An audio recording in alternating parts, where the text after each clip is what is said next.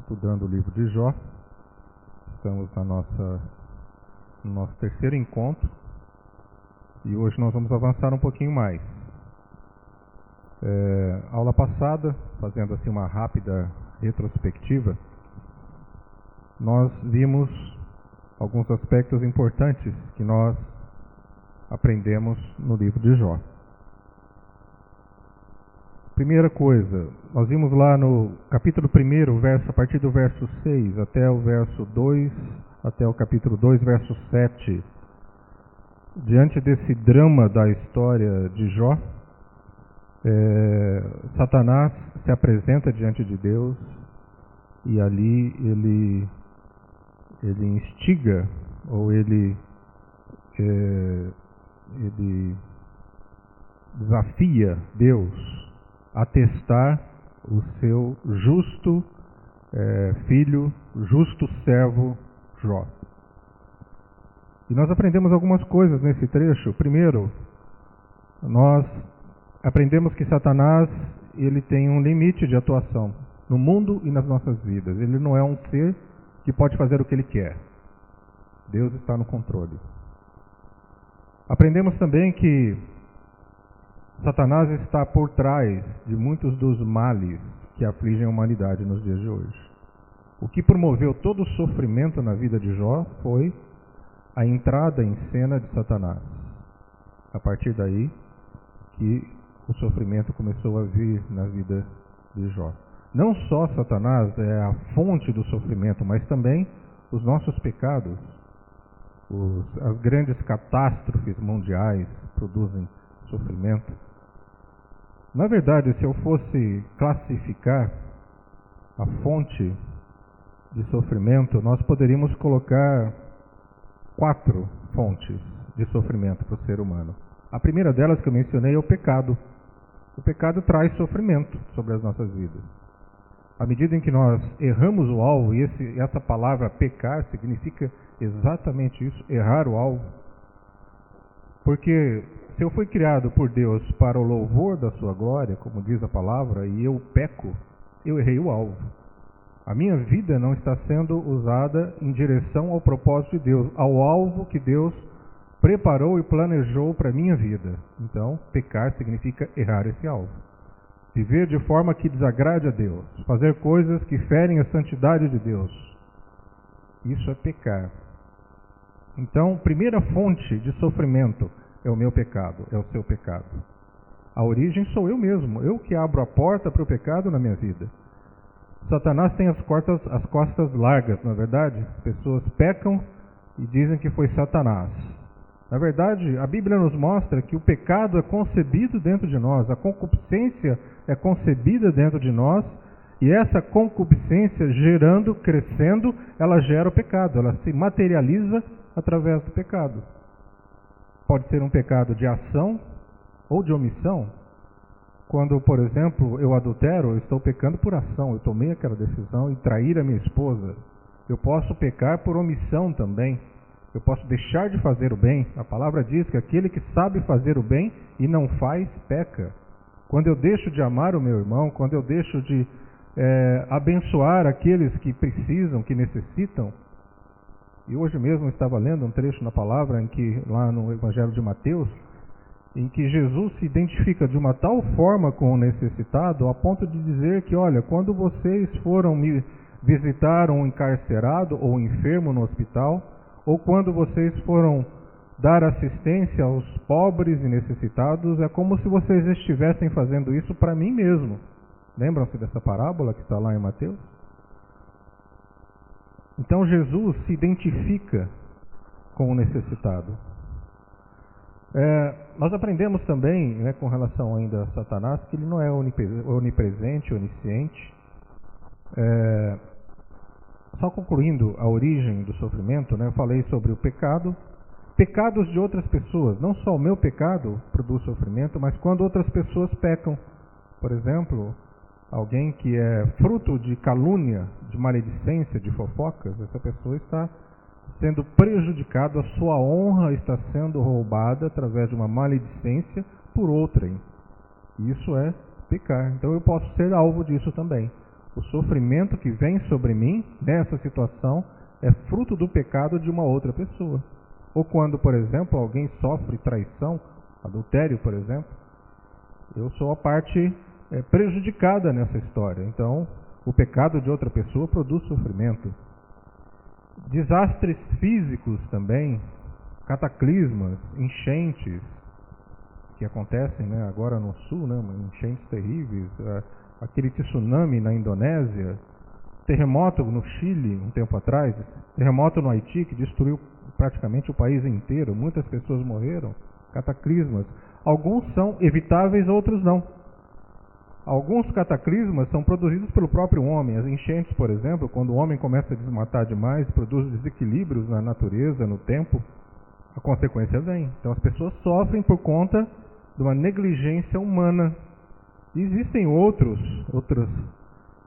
tragédias que acontecem independentes da ação humana. Por exemplo, um terremoto não tem a ver com a degradação do meio ambiente, mas algo que aconteceu. As pessoas sofrem. São fontes de sofrimento, não é? Mas nós, voltando aqui para a aula passada, nós aprendemos também que Satanás, precisamos saber 3 coisas importantes com relação a Satanás. Primeiro, que nós temos autoridade sobre ele. Segundo, que ele está derrotado. A sua sentença já foi decretada na cruz do Calvário, quando Jesus pisou a sua cabeça, a cabeça da serpente. E terceira coisa importante que precisamos saber, que ele é limitado, ele não tem todo o poder. Então, em resumo, falamos, entre outras coisas, sobre isso. Falamos também que a acusação que Satanás colocou diante de Deus foi de que Jó o servia por interesse. Qual interesse? O interesse de ser abençoado. O interesse de receber as bênçãos de Deus. Então, Satanás lança em face de Deus essa questão. O teu filho Jó, o justo Jó, ele te serve porque ele está preocupado, ele quer receber as bênçãos das tuas mãos. E aí então Deus permite que Satanás toque a vida de Jó, primeiro retirando seus bens, nos seus filhos e na sua própria saúde. Todavia Deus coloca um limite, olha, a vida dele você não vai tocar, você não vai tirar a vida dele. Então, em resumo, foi isso que vimos na aula passada. Nós vamos agora para o capítulo 2 de Jó. Eu queria que você abrisse lá, no verso 7. 2 verso 7. Então, saiu Satanás da presença do Senhor e feriu a Jó de uma chaga maligna, desde a planta do pé até o alto da cabeça. Uma chaga maligna. Nós já mencionamos isso na primeira aula. Alguns estudiosos da área médica fizeram um levantamento para determinar que tipo de enfermidade foi essa que acometeu Jó. E chegaram a uma conclusão, em função dos sintomas dessa doença que são apresentados ao longo do livro de Jó. Então, 2 possíveis enfermidades. Lepra negra, é um tipo de lepra grave que acomete as pessoas, ou então elefantíase dos gregos. Pode ter sido uma dessas 2 enfermidades, ou talvez pênfico, é uma outra enfermidade grave que acomete as pessoas e que produzem esses sintomas, que eu vou relatar agora para vocês. Primeiro sintoma que aparece está lá no capítulo, precisa abrir, eu vou mencionar, se você quiser depois pesquisar. Capítulo 2, verso 7, né? Tumores malignos, acabamos de ler. Então essa enfermidade produz esse tipo de resultado, de consequência. As pessoas ficam irreconhecíveis, deformadas. A gente percebe isso lá no capítulo 2, verso 12. Os amigos de Jó não reconheceram o próprio amigo. A pessoa é desfigurada. Né? Dores terríveis. Capítulo 3, verso 24. Uma doença que produz muitas dores. Carne coberta de vermes e crostas. Isso está lá no capítulo 7, verso 5. É uma outra característica dessa enfermidade. Mau hálito e mau cheiro. Né? O próprio Jó diz que a mulher não suportava, a sua mulher não suportava o seu mau hálito. Capítulo 19, verso 17, isso está lá. A perda de peso. O livro de Jó relata que a sua pele se pegava aos ossos. de tão magro que ele estava, né? Está lá no capítulo 19, verso 20. Dor nos ossos e pele enegrecida, capítulo 30, verso 30. Então são todas características dessa enfermidade que foram tiradas do livro de Jó e que levou esses especialistas a concluir a doença que acometeu Jó, uma doença terrível. Eu coloquei esses detalhes, talvez até meio mórbidos para vocês, para que vocês entendam a amplitude e a gravidade da enfermidade que Satanás colocou sobre a vida de Jó. Depois eu gostaria que você desse um pulo lá para o verso 9. Verso 9 e 10 do mesmo capítulo 2. Então sua mulher lhe disse: ainda retens a tua sinceridade? Amaldiçoa a Deus e morre. Mas ele lhe disse: como fala qualquer doida, assim falas tu. Receberemos o bem de Deus e não receberíamos o mal? Em tudo isso não pecou Jó com seus lábios. Veja que homem íntegro. Depois nós vamos ver que Jó dá uma balançada. Ao longo do livro ele começa a questionar a Deus, o porquê do seu sofrimento, mas em momento algum você vai achar no livro de Jó palavras blasfemas saindo da boca desse homem, mesmo passando por todas essas circunstâncias. Em momento algum da sua boca saíram palavras ofensivas a Deus, né? E aqui uma coisa que salta aos olhos: temos recebido o bem de Deus e não receberíamos também o mal? Então Jó estava tão entregue a esse Deus que ele estava disposto a receber qualquer coisa, desde que fosse dele, né? Mas aí você pode questionar: não foi Satanás quem fez isso? Foi, mas com a permissão de Deus. E volta ao que eu disse na aula passada: Satanás se transforma em mais um elemento no plano de Deus para que o objetivo dele, do Criador, se cumpra na minha vida e na sua vida, né? Ele, além de já ter a sua sentença decretada, ele está destinado a habitar por toda a eternidade num lugar chamado fogo, lugar de fogo e enxofre, um lugar onde o fogo jamais se apaga, sofrimento eterno. E ele está destinado a ir para esse lugar, né? E, no entanto, Jó, em momento algum, blasfemou contra Deus, manteve-se firme. No capítulo 3, nós percebemos a indignação que toma conta de Jó. Não sei se essa é a palavra certa, mas o espanto diante do seu sofrimento. O título do capítulo 3 é Jó amaldiçoa o seu sofrimento, depois de ter passado por todas essas etapas. Perdeu seus bens, perdeu seus parentes, a sua mulher virou as costas para ele, amaldiçoa o teu Deus e morre, são as palavras que saíram da boca dela. A sua saúde lhe foi roubada, a sua dignidade, as pessoas viravam o rosto para ele. E naquela época, irmãos, ter uma doença como essa, uma lepra dessa magnitude, a pessoa não poderia conviver em comunidade. Ela era colocada num lugar afastado e lá essa pessoa ficava, esperando a misericórdia dos outros para que levassem algum alimento para ela ou para que fosse visitada. A pessoa era literalmente rejeitada. Diferente dos dias de hoje, a hanseníase ela tem cura. Ela pode ser uma enfermidade controlada. Pessoas vivem normalmente com hanseníase. Naquela época não. A lepra matava, porque não havia cura, a pessoa apodrecia viva. Era esse o fim de um leproso. E o leproso tinha ainda a obrigação de gritar maldição, né? Maldição, quando as pessoas se aproximassem dela, para que as pessoas soubessem que ele estava cometido por essa enfermidade. Então, além de todo esse sofrimento, além de toda essa rejeição, o leproso tinha a obrigação de se identificar como leproso em qualquer lugar. Ele tinha que gritar maldição, maldição, para que as pessoas soubessem que ela estava enferma. O verso 25 do capítulo 3 me chama a atenção. Eu queria que você desse uma olhada lá. Verso 25 do capítulo 3. Diz assim: Porque Jó dizendo, são palavras que saíram da boca de Jó. Porque o que eu temia me veio, e o que receava me aconteceu.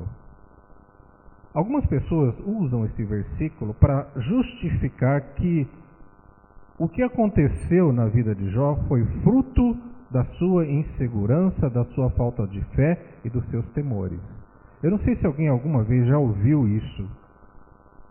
Alguns teólogos ou alguns pretensos estudiosos da Bíblia, tentando explicar esse sofrimento de Jó, tentando explicar o inexplicável, porque nem mesmo Deus explicou. Nós vamos ver mais adiante que quando Deus entra em cena, ele se apresenta diante de Jó como El Shaddai, o Deus poderoso. Nós vimos que essa palavra El Shaddai aparece N vezes no livro de Jó. Então Deus, ele se apresenta a Jó mais para o final do livro como Deus Todo-Poderoso, o El Shaddai. E alguns tentam justificar essa catástrofe que aconteceu na vida de Jó como sendo fruto dos seus temores. Olha, Jó, aconteceu isso com ele porque ele temia, no fundo ele temia. Mas eu não concordo com essa avaliação desse versículo. Sabe por quê, irmãos? Em primeiro lugar, foi Satanás quem tocou na vida de Jó. A desgraça na vida de Jó começou com Satanás, quando ele se apresentou diante de Deus e requereu a vida de Jó. E Deus, porque confiava em Jó, permitiu. Se Deus não confiasse em Jó, nós já falamos isso nas outras aulas, Deus não permitiria que isso acontecesse. Por que Deus permitiu? Porque sabia que Jó ia aguentar o tranco. Ele sabia muito bem quem era o seu filho. Então, irmãos, às vezes sofrimentos nos alcançam, né? Coisas que não gostaríamos de passar por elas nos alcançam, e Deus às vezes permite, mas porque confia em você, porque sabe que você vai aguentar o tranco. E sabe também que isso não vai ser para sua destruição, vai ser para sua edificação. Então,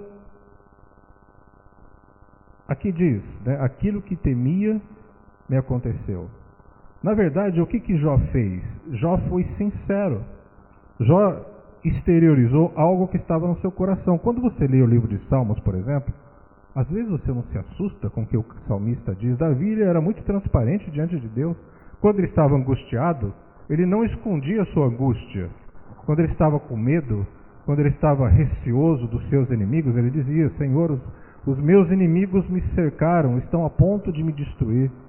Quando ele questionava a Deus com relação, por exemplo, à prosperidade dos ímpios, era uma coisa que perturbava a mente de Davi e de alguns salmistas. Mas os ímpios prosperam e eu aqui sofro.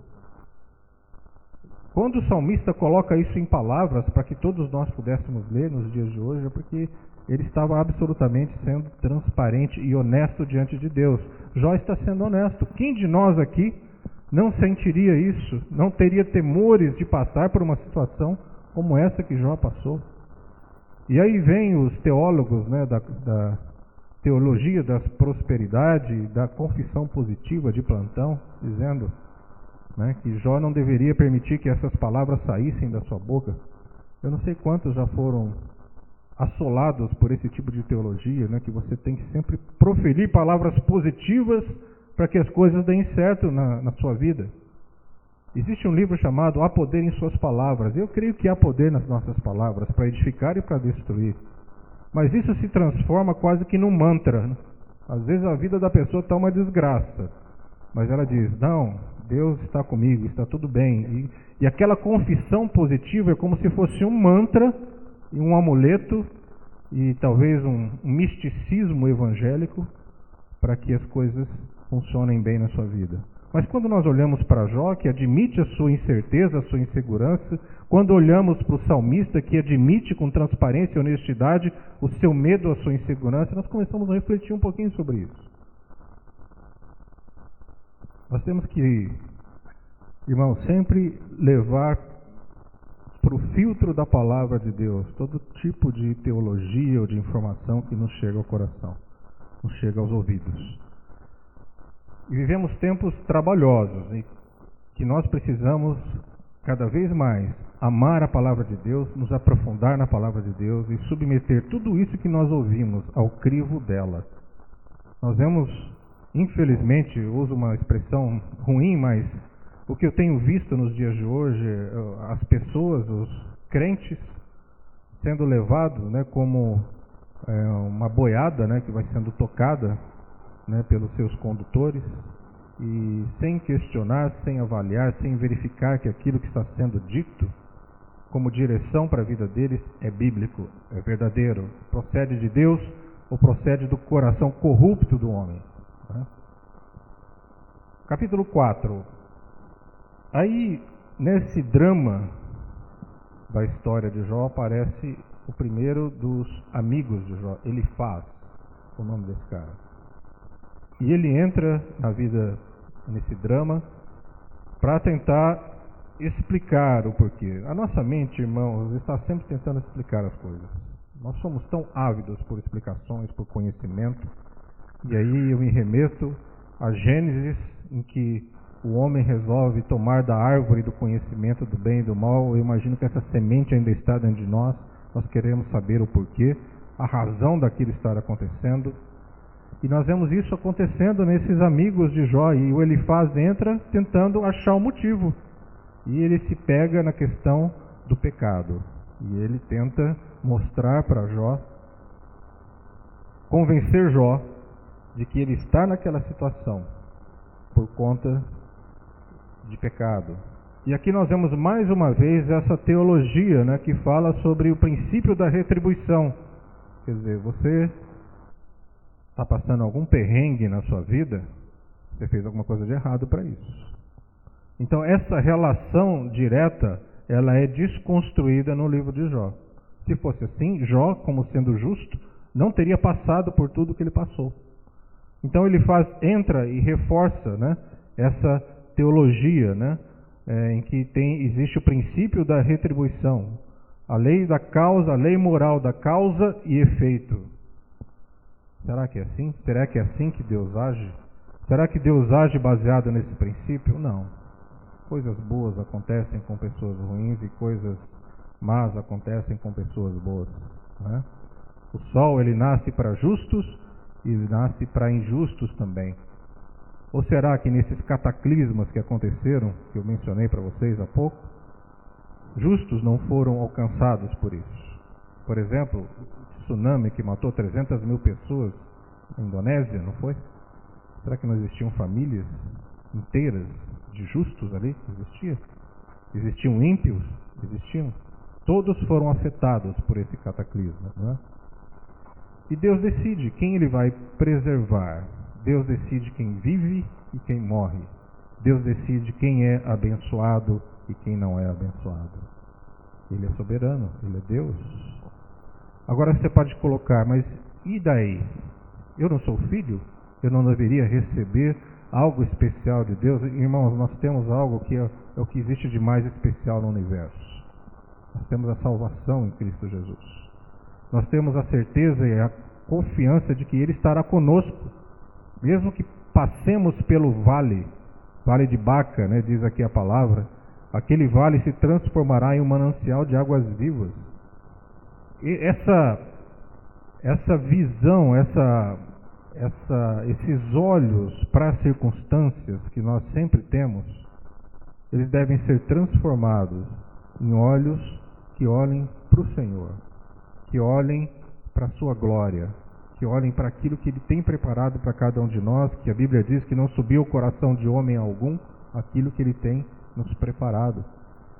Em algumas cartas de Paulo, isso fica muito evidente, que o combustível propulsor da vida de Paulo, passando por todas aquelas dificuldades, era a esperança daquilo que o aguardava. Paulo desejava estar com o Senhor, todavia ele sabia que ainda havia um propósito a ser cumprido aqui. E ele, humildemente, submisso a Deus, ele cumpriu a sua carreira, guardou a fé, né, como diz lá na palavra, as palavras que foram ditas mais no final da vida de Paulo. Então, irmãos, nós precisamos desconstruir esse conceito na nossa mente, né? somos filhos, somos abençoados. Mas a Bíblia diz que todas as coisas concorrem juntamente para o bem daqueles que amam a Deus, daqueles que são chamados pelo seu propósito. São todas as coisas, boas e más. Jó disse: receberia o bem do Senhor e não receberia o mal? Quantos de nós aqui já passaram por coisas ruins na vida? Todos. Acho que não tem um aqui que poderia dizer: não, minha vida é um mar de rosas. Nunca aconteceu nada de errado comigo. Eu não sei se você já chegou a essa conclusão. Eu, na altura dos meus 54 anos, cheguei a essa conclusão. As fases difíceis, as dificuldades me fizeram crescer. Quando as coisas estavam muito bem, sabe, irmãos, eu me afastava de Deus.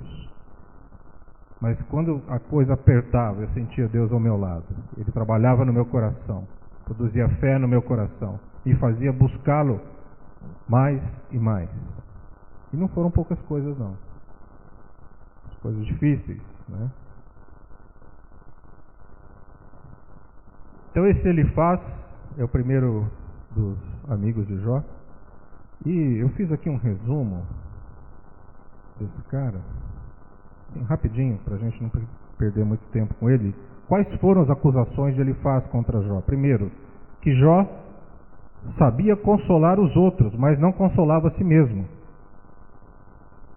Capítulo 4, versos 1 e 5. Outra acusação de Elifaz, essa questão da lei moral de causa e efeito. Ele estava acusando Jó de pecado, por isso ele estava sofrendo daquela forma. Uma outra declaração de Elifaz, isso está ali, capítulo 4, do verso 12 ao 21, que Deus procura imperfeições nas suas criaturas. É como se Deus fosse um investigador minucioso que estivesse olhando por toda a terra e verificando onde a sua criação é imperfeita. Quantas pessoas têm essa sensação de que Deus está sempre olhando para você, tentando achar erros, falhas, pecados, às vezes com um cajado na mão, pronto a te dar uma cajadada na cabeça no primeiro deslize que você der? Ele tinha essa teologia em mente. Também, isso é uma declaração dura de Elifaz, no capítulo 5, versos 1 e 2, ele diz que nenhum anjo seria solidário a Jó. Veja que coisa horrível. Um homem passando por aquilo que ele passou, totalmente quebrantado, e ele recebia acusação. E ele não tinha um ombro onde ele pudesse encostar e chorar e colocar as suas questões. E nenhum desses amigos de Jó tiveram essa atitude. Apenas no começo, logo que esses 3 amigos têm aquela visão de Jó, a Bíblia diz que durante alguns dias, 7 dias, eles ficaram em silêncio diante de Jó, como se estivessem sentindo alguma empatia pelo seu sofrimento. Só aí. Todo o resto do livro de Jó a gente vê acusação, né? Aquela semente do conhecimento do bem e do mal agindo. Mas por quê? Eu quero saber por quê, né? E aí investigando a vida de Jó, tentando achar a causa daquele sofrimento.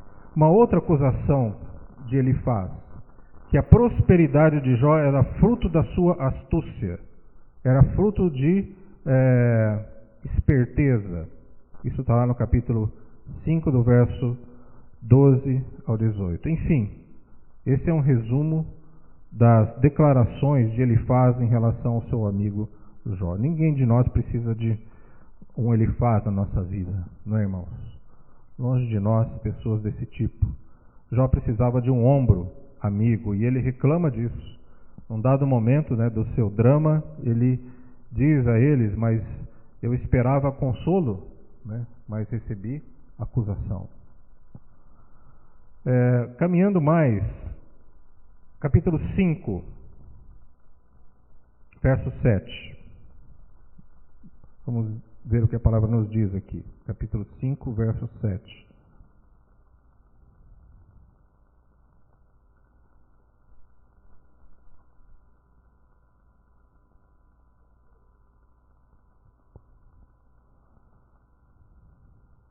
Mas o homem nasce para o trabalho, como as faíscas das brasas se levantam para voar. Essa palavra, de onde vem essa expressão, a palavra enfado, vem de amal, que significa tristeza, labor, trabalho duro, dor, problema, miséria, fadiga, exaustão. Esse verbo, amal, essa fadiga que nós lemos aqui, aparece também no Salmo 127, capítulo 1, que fala sobre, muito conhecido, em vão, se o Senhor não vigiar, em vão vigia a sentinela. Se o Senhor não edificar a casa, em vão trabalham os edificadores. Então, em tudo isso que ele diz, irmãos, tem algumas coisas que são pérolas. Nós podemos extrair algumas coisas boas também do discurso dos amigos de Jó. Não são só coisas ruins. Ele toca nesse ponto, que o homem que confia no seu braço não vai muito longe. Ele não consegue edificar a casa se o Senhor não edificar. E quantos de nós passam por situações assim? Você trabalha, você se esforça, e você confia tanto no seu braço, mas não consegue atingir o objetivo. Tem situações que nós nos sentimos como que dando murro em ponta de faca. E aqui ele coloca isso diante de Jó, não é? Querendo dizer que Jó confiava no seu braço. Se você for analisar bem o conteúdo do diálogo de Jó, principalmente quando os seus amigos vão passando por ele, depois Deus se apresenta diante dele, em alguns momentos dá a impressão que Jó ele tinha sim a confiança no seu braço em alguns aspectos da sua vida. Por exemplo, na sua piedade. Jó ele coloca em evidência a sua piedade, a sua atitude em ajudar os pobres e os necessitados. Ele questiona isso, E por que ele estava sendo assolado se ele era um homem tão bom? Justiças próprias. Ele estava confiando nas suas justiças, nas suas boas obras, naquilo que ele fazia de bom. Deus precisava também demolir isso no coração de Jó. Ele não deveria confiar nas suas boas obras ou naquilo que ele fazia de bom, mas ele deveria confiar e descansar totalmente, irrestritamente em Deus. E é isso que acontece mais para frente, no desfecho da vida de Jó, quando ele se dobra, quando ele para de tentar entender, de perguntar por quê, ele se dobra diante da vontade de Deus, da soberania, da grandeza, da majestade de Deus, e ele descansa, ele depõe as suas armas e as suas justificativas. Aí a situação dele começa a mudar, começa a virar. E surpreendentemente, lá no fim do livro, diz aquele versículo que que Deus virou o cativeiro de Jó, enquanto ele orava pelos seus amigos. Então nós entendemos que algo precisava ser desconstruído dentro de Jó. A sua justiça própria, a confiança na força do seu braço. Vamos dar uma olhada, Salmo 127:1, para recordar esse versículo.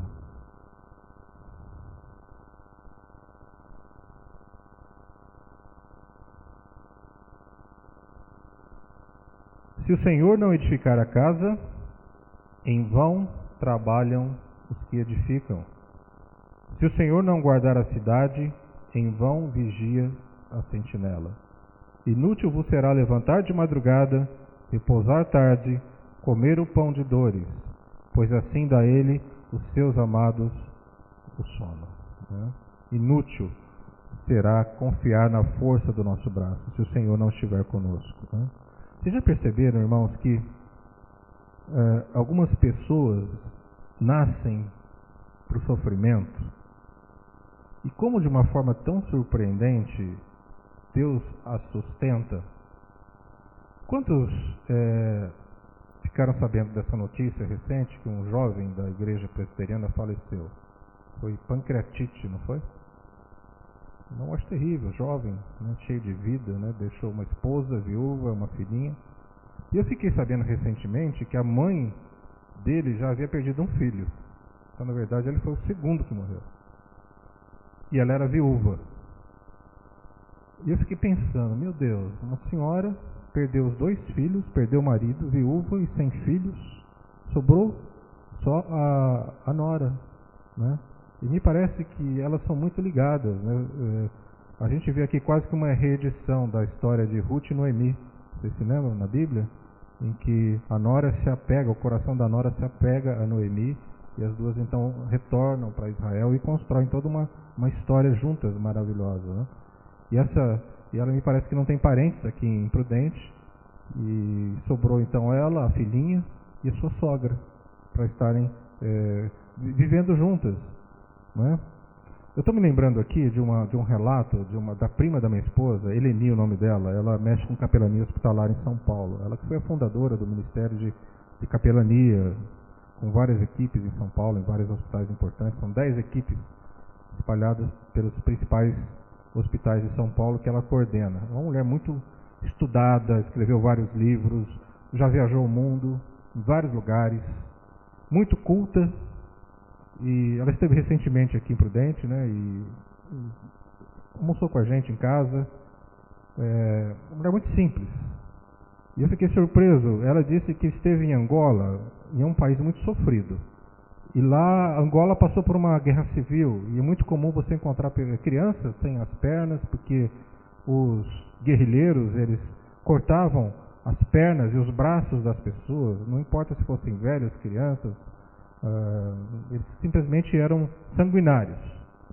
E lá é comum você ver isso. Um país muito sofrido, fome, pobreza, corrupção no governo. Ela ficou tão surpresa, ela passou vários dias ali ministrando algumas palestras, e o povo é tão feliz, tão alegre.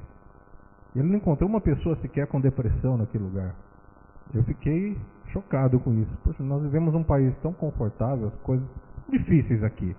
Mas nós temos trabalho, temos como ganhar o nosso dinheiro, nunca ninguém veio cortar as nossas pernas, não estamos sujeitos a esse tipo de violência. No entanto, tantas pessoas deprimidas, né? 20% do país passa por depressão, uma epidemia de volumes assim catastróficos, né?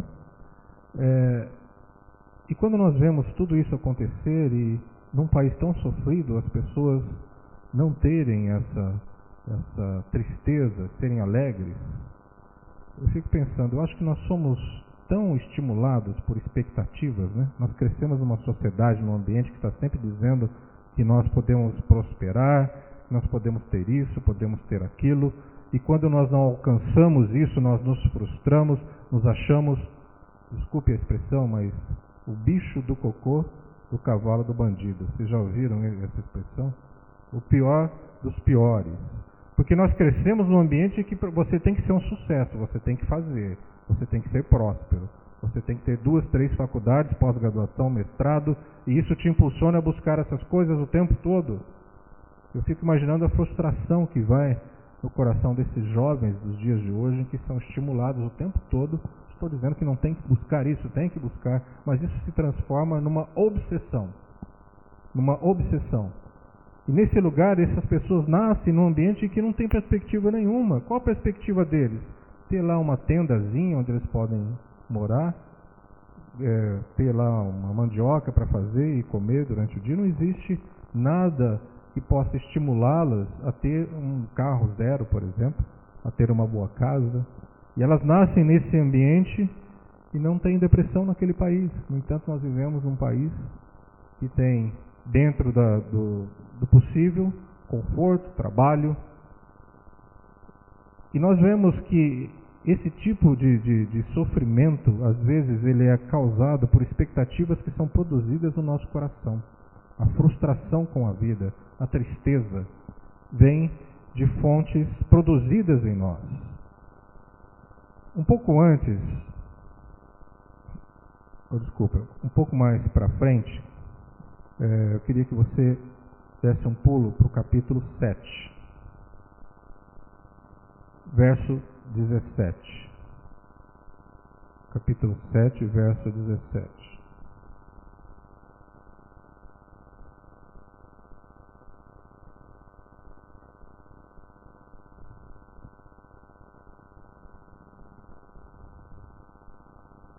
Alguém poderia ler para mim, se você achou? Bem alto.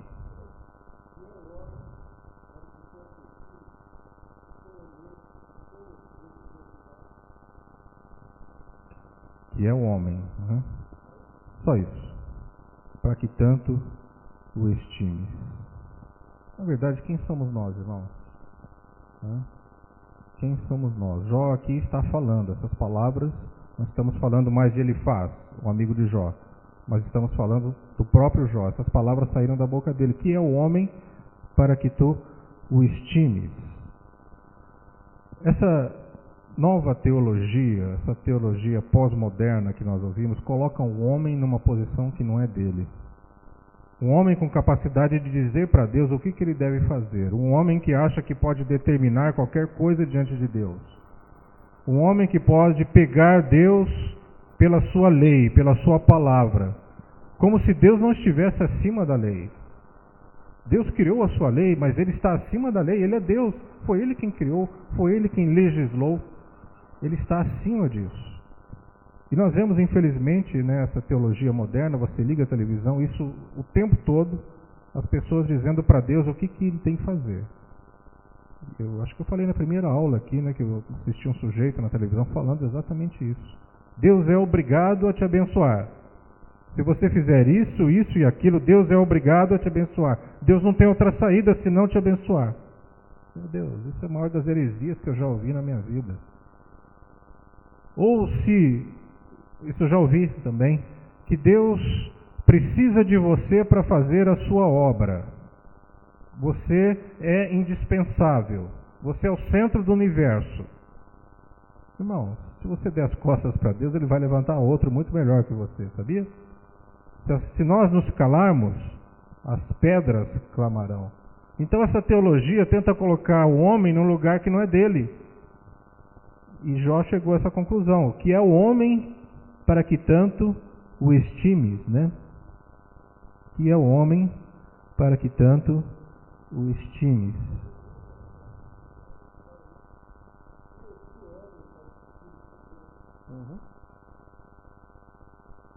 Alguém aqui já sentiu o bicho do cocô do cavalo do bandido alguma vez na sua vida? Eu já, irmão. Algumas vezes que eu falei, eu não tenho valor nenhum. Principalmente quando você está num leito de hospital, Eu passei por um problema uns anos atrás, fui fazer uma cirurgia simples, banal, cirurgia de varizes, Aí deu trombose nessa perna esquerda, aí soltou um êmbolo, foi parar no pulmão, embolia pulmonar. E eu fiquei dias com uma dor horrível nas costas, ninguém sabia o que era. Uma das internações, resolveram tirar uma chapa do meu pulmão, estava lá, uma mancha enorme. Até hoje, eu vou tirar a chapa e a atendente fica assustada. O senhor está passando bem? Você está conseguindo respirar? Está com alguma dor? Porque ficou uma mancha aqui, um negócio feio no meu pulmão, uma marca, uma cicatriz dessa embolia. Foram 20 dias internado e um monte de injeção na barriga para afinar o sangue, 6 meses de tratamento, 6 meses de reabilitação respiratória. Eu tinha que ir lá ficar soprando um canudo lá na fisioterapia para voltar, às funções pulmonares. Irmãos, que fase foi aquela? Meu Deus, ali você sente que não vale nada.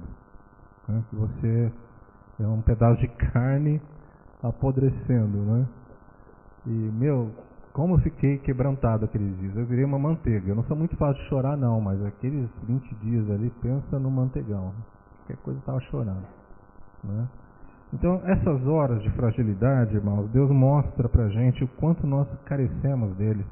Deus nos mostra que nós não somos nada mesmo, nós estamos vivos aqui pela graça e misericórdia dele. Jó chegou a essa conclusão. E ele teve que reconhecer diante de Deus, nós vamos chegar lá na última aula, reconhecer diante de Deus, olha, eu falava de coisas que eu não sabia. Os meus questionamentos diante desse Deus poderoso eram tão insignificantes. Eu ouvia falar desse Deus, agora os meus olhos te veem. Foi num vale desse, num tormento desse, que ele pôde ver a Deus. Naqueles 20 dias que eu passei ali, irmãos, eu pude, me humilhar diante de Deus. Reconhecer que a minha vida ali estava por um fio. E eu só não fui porque foi a vontade dele. Eu poderia ter morrido ali, faz o quê? Uns 7, 8 anos que isso aconteceu, né? Teria morrido com 40 e poucos anos. Mas Deus resolveu preservar a minha vida, né? Um fiozinho, irmão, muito pouco eu não embarquei. Muito pouco, né? Então, esse é um lugar difícil de se estar. Mas é um lugar, irmãos, como Deus fala conosco nessas horas. Como nós somos abençoados. Como aqueles conceitos, né, interiores são demolidos. E Deus precisou demolir esses conceitos na vida de Jó. Capítulo 8. Aí entra em cena o segundo amigo de Jó, Bildade. Verso 6. Diz assim: se fores puro e reto, certamente logo despertará por ti e restaurará a morada da tua justiça. Né? Então, novamente, encontramos Bildade, né, defendendo essa doutrina da retribuição. Né? Os que fazem o bem receberão o bem, e os que fazem o mal receberão o mal. Diz lá em Romanos 8:28: ou qual dentre vós é homem que, se seu filho lhe pedir pão, lhe dará uma pedra? Se referindo a Deus como Pai. Será que Deus é um Deus sádico que se alegra e que permite que Satanás toque na nossa vida e ele fica confortavelmente sentado no seu trono e assistindo esse drama? Com certeza não. No caso da vida de Jó, isso foi um propósito que foi alcançado e produziu transformação, produziu uma obra da literatura bíblica, irmãos, que eu não sei se tem algum livro tão instigante, maravilhoso e cheio de mistérios e de sabedoria como esse livro de Jó, que nos leva a refletir sobre essa questão. O versículo que nós citamos também, esse versículo que eu falei está em Mateus 7:9. Em Romanos 8:28, e sabemos que todas as coisas concorrem para o bem daqueles que amam a Deus, daqueles que são chamados segundo o seu propósito. Coisas boas e coisas más. E no capítulo 9, Jó se manifesta. Diz lá, a partir do verso 9:1 até o capítulo 10, verso 22. Nesse trecho, Jó mostra-se frustrado. Irmãos, numa situação como essa, quem não ficaria totalmente confuso? E nesse período, né, do capítulo 9, verso 1 até o capítulo 10, verso 22, Jó se mostra frustrado, ele salta de um tópico para outro. Você percebe que nesse trecho, ora ele está falando sobre uma coisa, daqui a pouco ele vira totalmente o foco da sua narrativa. Ele afirma a sua inocência, descreve o seu sofrimento, fala dos seus esforços inúteis na sua batalha com Deus. Então esse é um trecho do livro de Jó em que ele vai relatando várias coisas de uma forma meio descontrolada.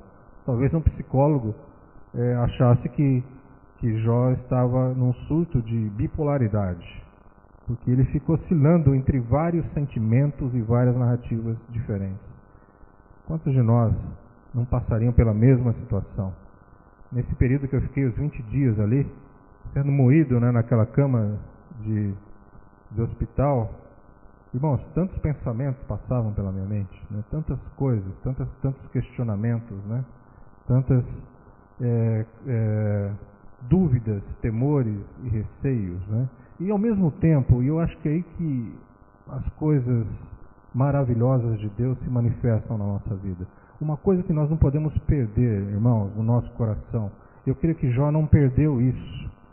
A confiança em Deus, ainda que a situação esteja totalmente diferente. Ele diz, num dado momento do seu drama, que o Senhor, uma hora, mais cedo ou mais tarde, iria se levantar sobre ele. Essa convicção interior, independente das situações pelas quais nós passamos, ela não pode ser perdida. A certeza lá no fundo do nosso coração que isso vai passar. O choro pode durar uma noite, mas a alegria vem pela manhã.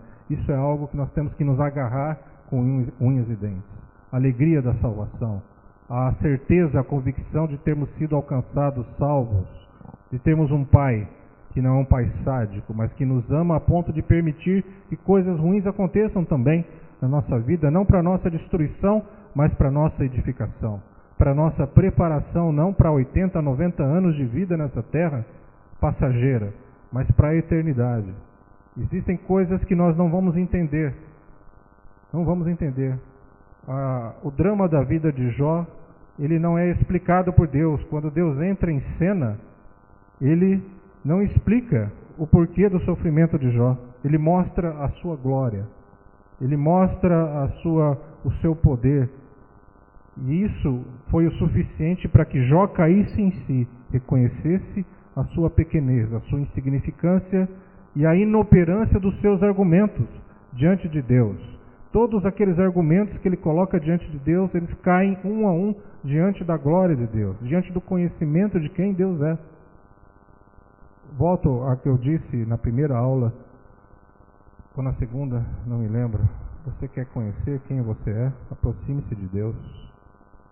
A luz de Cristo, né, ao iluminar a nossa vida, o nosso ser, o nosso íntimo, vai dizer quem nós somos. Não é através do conhecimento humano, do conhecimento que nos é oferecido através dos infinitos livros de autoajuda, infelizmente evangélicos, que nós encontramos nas livrarias afora, que vão fazer com que você se conheça. Mas é a glória de Deus, a palavra de Deus, que nos coloca no nosso devido lugar, que é um lugar importante, irmãos, alvo do amor de Deus, alvo do sacrifício do seu próprio Filho. Mas nós precisamos, diante dessa grandeza de Deus, nos dobrar. Verso 33, para a gente finalizar, capítulo 9, verso 33, 9. Capítulo 9, verso 33. Capítulo 9, verso 33 diz assim: Não há entre nós árbitro que ponha a mão sobre nós ambos. Eu achei interessante essa declaração. Não há entre nós árbitro. Então o que acontece aqui, irmãos? Eu fui pesquisar e achei uma explicação que me convenceu. Jó sente a necessidade de um intermediador entre ele e Deus. Ele percebia que existia um abismo entre ele e Deus. Irmãos, existia esse abismo. Por mais que Deus se manifestasse ao povo de Israel no Velho Testamento, por mais que o sacerdote pudesse entrar no Santos dos Santos uma vez por ano para oferecer sacrifícios, existia um abismo. Esse abismo, ele foi destruído com a vinda de Cristo. Cristo veio e ele aniquilou, ele criou uma ponte entre nós e Deus. Não seria possível a comunhão plena do homem com Deus sem que existisse um mediador. Cristo, homem. Jesus Cristo, homem. Então, irmãos, um homem viveu aqui, sofreu o que nós sofremos, passou por aquilo que nós passamos também. E ele, então, foi sacrificado, e isso foi agradável a Deus, e a ira de Deus, então, sucumbiu diante do sacrifício do seu próprio Filho. A ira de Deus que estava direcionada para mim e para você foi toda desferida em cima de Jesus. Não é? E uma explicação para esse versículo que me chamou a atenção é de que Jó sentiu a necessidade desse mediador. Na verdade, Jó sentiu a necessidade de Cristo. Jó sentiu a necessidade de alguém que pudesse entendê-lo, mas que fosse Deus também e pudesse intermediar a sua causa diante de tanto sofrimento. Né? Não há entre nós árbitro que ponha a mão entre nós ambos. Amém, irmãos? Eu vou parar por aqui. Nós vamos continuar na próxima aula, vai ser a última aula que nós vamos estar estudando. Eu estou procurando caminhar um pouco mais rápido, para que a gente tenha uma visão geral do livro de Jó, mas volto a dizer, estude, se aprofunde. Eu sei que existe muito mais coisa que nós podemos extrair desse livro maravilhoso. Nós vamos ficar em pé, vamos orar.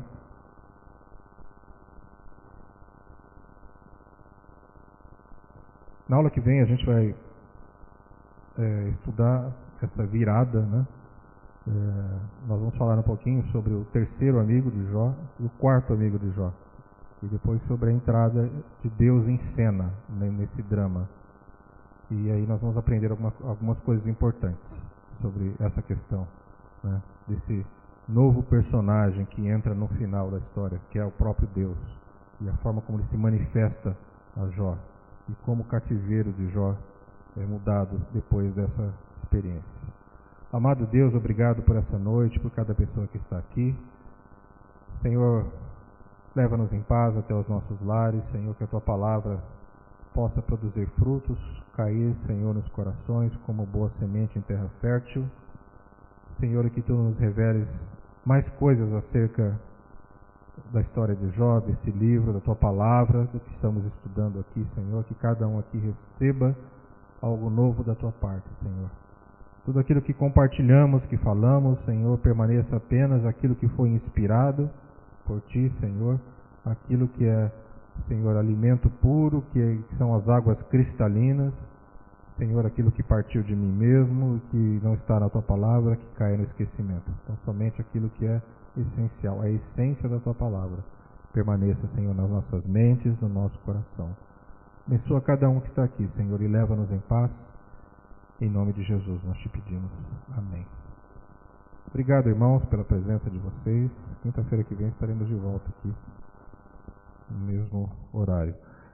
Os áudios estão disponíveis no site da igreja, www.singe.org.